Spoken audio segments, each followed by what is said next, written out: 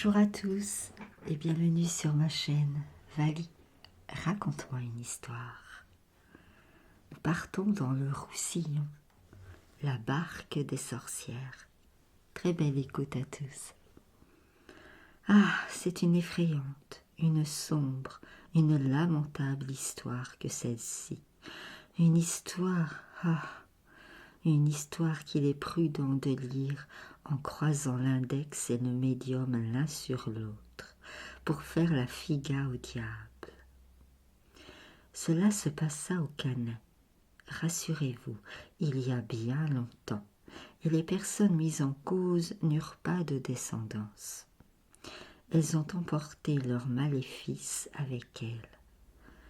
Et qui se souvient, là-bas, de l'aventure de Vince le pêcheur?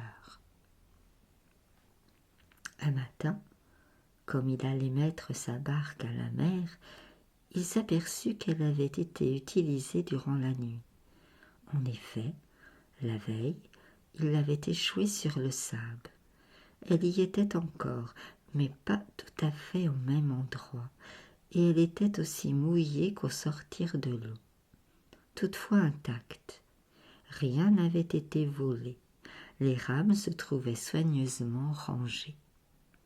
N'empêche, il s'agissait de sa barque. Il n'aurait pas refusé de la prêter, mais que l'on s'en servit à son insu, ça c'était trop fort. Et pourquoi faire? Les poseurs de filets n'avaient pas besoin de prendre la barque d'un autre. Ça serait-il des promis qui auraient choisi la Esmeralda pour aller se conter Fleurette entre ciel et mer? Vince haussa les épaules. On n'avait pas des idées comme ça sur la côte. Il y avait du louche là-dessous, et il décida de garder bouche close. Seulement, le soir venu, ayant, comme la veille, échoué sa barque sur le sable, il se cacha derrière un tas de filets à réparer. La nuit était sombre. Un novembre frisquet montrait le bout de son nez, et c'était la première fois que Vince n'avait à faire autre que se tenir éveillé. Mais l'idée de surprendre le malhonnête emprunteur de l'Esmeralda lui tenait les yeux ouverts. Le plus désagréable était ce fourmillement dans les jambes. Et si l'autre ne venait pas, s'il ne venait plus jamais? Comment vivrait-il avec ce doute, alors qu'une seule journée de réflexion intense lui avait soufflé le Noroa dans la tête? 10 coups avaient sonné, puis 11, et la barque était toujours là, offerte au ressac en ayant l'air de se moquer. Mais ne s'était-on pas moqué de lui, Vince? Les auteurs de la farce guettaient-ils pas, eux aussi, pour s'amuser à ses dépens? Minuit. La lune s'était cachée, on n'y voyait plus rien, quand tout à coup l'ombre bougea, épaissit, l'ombre prit corps. Un noir cortège s'avançait. Vince compta 7 formes en longue pèlerine à capuchon. Arrivées près de l'Esmeralda, elles relevèrent leurs capuchons, se croyant sans doute à l'abri des regards. Il ne put distinguer leurs traits, mais ce ne pouvait être que des femmes, car sous les longues pèlerines se devinaient d'amples jupes. Vince, qui s'était proposé de sauter sur l'indélicat emprunteur, ne bougeait pas. Il se sentait de plomb.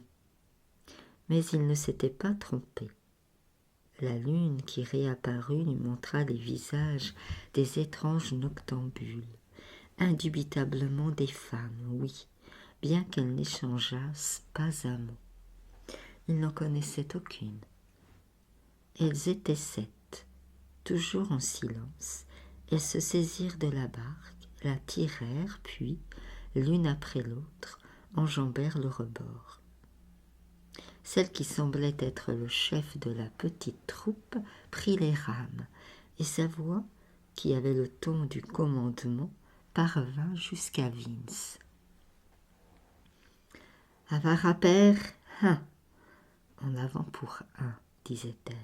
Avara per dos, avara per tres, avara per quatre, avara per cinque, avara per six, avara per sept. Et à 7, la Esmeralda, docile, partit au-devant des vagues. Qu'est-ce que cela signifiait? A-t-on jamais vu d'honnêtes femmes s'en aller nuitamment sur les eaux dans une barque qui ne leur appartenait pas? Vince n'avait pas bougé, quasi privé de connaissance. Puis sa placidité naturelle reprit le dessus. Ces femmes avaient traité sa barque en bonne ménagère. Eh bien, dès qu'il ferait jour, il irait au village conter la chose à monsieur le bailli.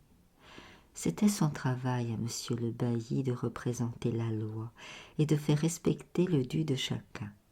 Lui, Vince, n'avait plus qu'à se dépêcher s'il voulait prendre un peu de sommeil avant la pêche de l'aube. Monsieur le bailli l'écouta gravement, le visage de plus en plus soucieux à mesure que parlait Vince. « Ces femmes ne peuvent être que des bruits que ça, déclara-t-il enfin. « Des bruits que ça, bredouilla Vince se signant. Sa main tremblait autant que sa voix. Des bruits que ça, ainsi se nommaient en Roussillon les sorcières. Il faut bien les distinguer des fées. On est fée, tandis que l'on devient sorcière ou sorcier. Ce sont apparemment des gens comme vous et moi, seulement ils ont fait un pacte avec le diable. Lambagnette, le cornu, encore l'un de ses noms, s'engage à réaliser tout ce qu'ils pourront souhaiter leur vie durant. Amour, argent, avec ruine et malmort pour leurs ennemis. En contrepartie, ils lui donnent leur âme, qu'il gobera à leur heure dernière, comme un alligator ferait d'une grenouille.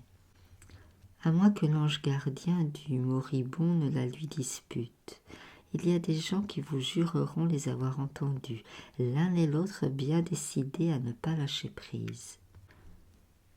Exa anima es meva, je l'ai yegarianda apartas, cette âme est mienne, je l'ai gagnée, va-t'en. Va des rétro, répond l'ange. Mais l'on ne sait jamais lequel l'emporte.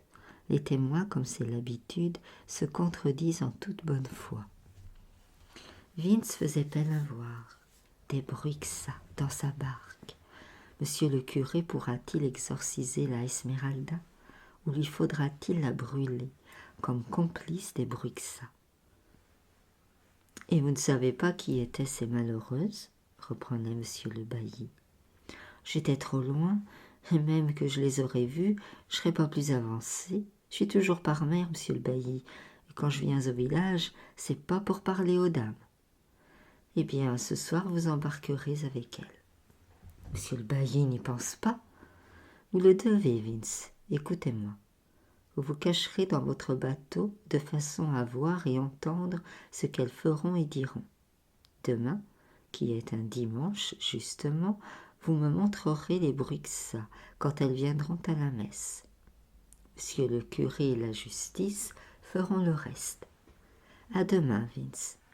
Le salut de la paroisse et le salut de votre âme sont entre vos mains. Je vous attendrai à l'heure de la grande-messe, à côté du bénitier. Ordre péremptoire. Notre homme se sentait englué dans cette sombre affaire, mais il y allait du sort de l'Esmeralda. La mort dans l'âme, il promit à Sainte-Barbe de faire brûler un cierge devant sa statue de l'église de Perpignan. Il supplia Saint-Sébastien de le protéger, et Saint-Abdon, venu de Perse, est particulièrement efficace contre les mâles bestiats. Puis, ainsi paré, il osa remonter dans l'Esmeralda, déplaça quelques planches entre lesquelles il se glissa. La cache était étroite, mais par l'ouverture qu'il avait aménagée, rien ne lui échappait de ce qui se passerait au-dessus. Sa mauvaise nuit dernière en fut-elle la cause.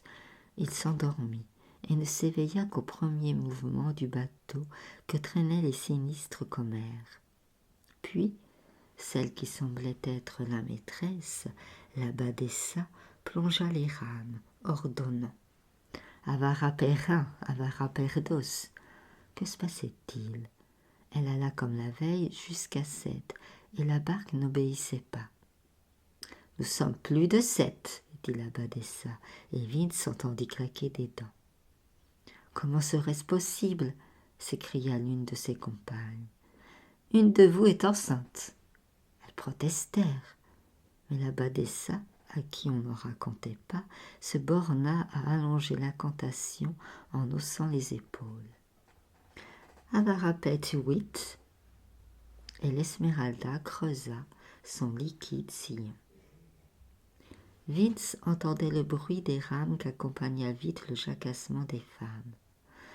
Ah, elles se dédommageaient bien du silence qu'elles observaient avant l'embarquement. Et elles n'avaient pas peur. On les sentait en pleine sécurité, dédaigneuses de toute prudence. L'abbadessa, forte matrone, préparait la mort de sa bru. À sa droite, une maigre créature projetait de voler un héritage. De l'autre côté, une petite brune au profil arrogant attendait de Satan qu'il décimât le troupeau de ses voisins. À la proue, c'est une blonde assez jeune qui voulait voir se couvrir d'horribles pustules le visage de sa sœur.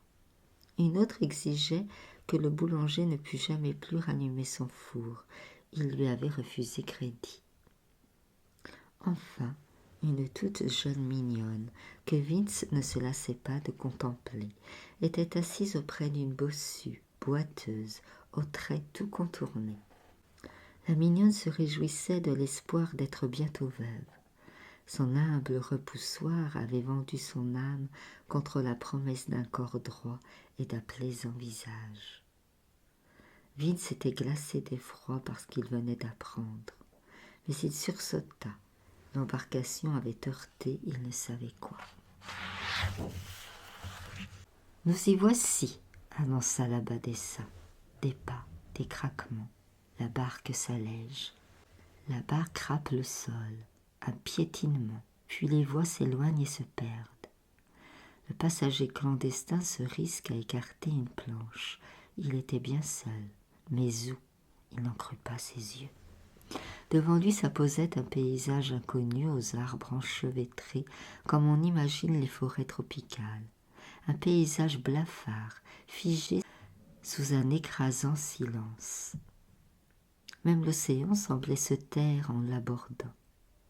Quelles étaient ces rives qu'il n'avait jamais rencontrées, lui qui croyait avoir exploré tous les détours du littoral et qui s'était avancé souvent si loin au-delà. En moins d'une heure, les damnées nautonnières avaient-elles pu gagner l'autre côté de la terre? La curiosité dominant sa peur, il se hissa hors de son trou. Il avait besoin de se dégourdir et il voulait garder un témoignage tangible de son expédition. Des cailloux ne devaient pas ressembler aux honnêtes cailloux de sa côte familière, ni ses arbres, à ceux qu'il voyait tous les jours.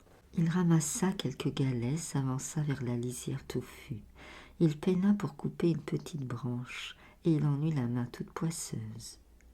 Quand il montrerait à monsieur le bailli, qui était un savant, ces pierres, ce gluant rameau, monsieur le bailli verrait bien qu'il s'agissait d'espèces étrangères. Ayant accompli sa mission avec preuve à l'appui, le pêcheur éberlué se hâta de regagner la Esmeralda en trébuchant comme un homme ivre. Lové dans sa cache exiguë, les planches remises en place, il se sentit mieux, rassuré au contact du bois rugueux dans l'âcre odeur familière des marées. Les promeneuses de la nuit revenaient, essoufflées, se lançant des reproches. L'île, il s'agissait donc d'une île ignorée de ceux qui, comme lui, patrouillaient incessamment sur l'océan. Et pourtant, une île toute proche, que l'on pouvait gagner en un rien de temps. La barque tangua légèrement. Les rames grincèrent. Les sombres passagères se remirent à bavarder, se montrant des herbes qu'elles rapportaient et qui serviraient à leurs infâmes pratiques. Avara per 1, avara per 2, avara per 13. À 8, Vince sentit le glissement doux de l'Esmeralda. « Alors ?» interrogea monsieur le bailli quand il l'eut rejoint près du bénitier à l'heure de la grande-messe dominicale. « Vous les reconnaîtriez ?»« Pour ça, oui, monsieur le bailli. Je les ai pour dire portraiturés. »« Ah, bien, restez à mes côtés. Le monde commence à arriver. Chaque fois que vous verrez l'une de ces misérables, vous n'aurez qu'à me la désigner. Et quand monsieur le curé les aura débarrassés du démon, on les laissera aller ?» demanda-t-il animé d'un humain espoir. Mais monsieur le bailli avait un trop haut respect de la loi pour que l'effleurassent de telles faiblesses. « Vous ne savez pas ce que vous dites, » rétorqua-t-il durement. « Vos bruixas seront jetés toutes vives au bûcher, après avoir subi la question pour le cas où elles auraient des complices. Taisez-vous et ouvrez l'œil. » De nouveau, mais cette fois sans le vouloir, l'abbadessa fut en tête du troupeau, et nous devons reconnaître que Vince la dénonça sans trop de remords. Il sauverait l'innocente petite bru. Celle-ci, oh ! Monsieur le bailli eut un haut-le-corps, la plus riche fermière du village, zélée aux offices, et grâce à qui monsieur le curé avait pu faire réparer le clocher. Il n'était pas revenu de sa stupeur qu'un coup de coude le ramenait à la réalité. Celle-ci. Lui-même, Vince se demandait-il s'il ne se trompait pas devant ce visage d'ange qu'adoucissait encore le reflet bleuté d'un vitrail. Ayant trempé le bout de ses doigts dans l'eau bénite, elle se tourna avec un tendre sourire vers la jeune fille qui l'accompagnait et qui lui ressemblait comme une sœur. La sœur dont elle voulait voir le beau visage se couvrir d'horribles pustules. Celle-ci, était-ce Dieu possible, la chaisière?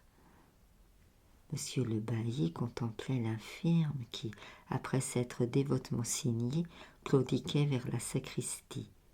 Pour ce bien périssable que représentait la beauté, l'inconsciente avait perdu son âme. Celle-ci, une grande dame, reçue à la cour. Comment avait-elle pu se commettre avec un simple boulanger pour une question de gros sous? Et en voilà une autre. Devant le silence de monsieur le bailli, Vince précisa. Qui voulait jeter un sort au troupeau du voisin? Mais monsieur le bailli ne réagissait plus. La douce mademoiselle de Praz, qui dirigeait la chorale des enfants de Marie, il était anéanti.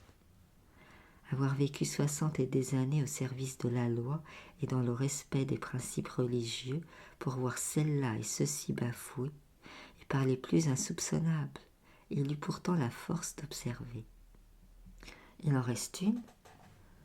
Oui, soupira Vince. Il restait la mignonne si pressée d'être veuve. Ah, que Vince eût voulu la sauver. Pas seulement du bûcher des hommes, il la préserverait également des flammes de l'enfer, car il irait la voir. Il lui révélerait à quoi elle avait échappé. Elle comprendrait, et il la ramènerait sur le chemin de la vertu. Mais il avait dénoncé les autres. De quel droit en épargnerait-il une? Ah, qui sait, elle ne viendrait peut-être pas. Que si elle arrivait, gracieuse et yeux baissés. On a le compte maintenant, monsieur le bailli. Mais monsieur le bailli venait de s'écrouler, frappé d'un coup de sang qui l'aurait emporté dans sa robuste constitution. La bruixa retardataire était sa propre femme. L'affaire eut un retentissement inouï. Livrées à l'abominable question, les nocturnes automnières furent jetées vivantes au feu. Toutes, sauf une qui ne fut même pas inquiétée et qui put continuer son existence entourée du respect de tous. Ce ne fut pas l'abbadessa, meurtrière intentionnelle, ni la captatrice d'héritage, ni la dévastatrice de troupeaux, ni la haineuse sœur, ce ne fut pas la grande dame offensée par son boulanger, ce ne fut pas la pauvre disgraciée qui demeurait à devenir comme les autres femmes. Ce fut la mignonne Jeunette, épouse de monsieur le bailli. Je vous remercie pour votre écoute. À très vite pour un nouveau conte.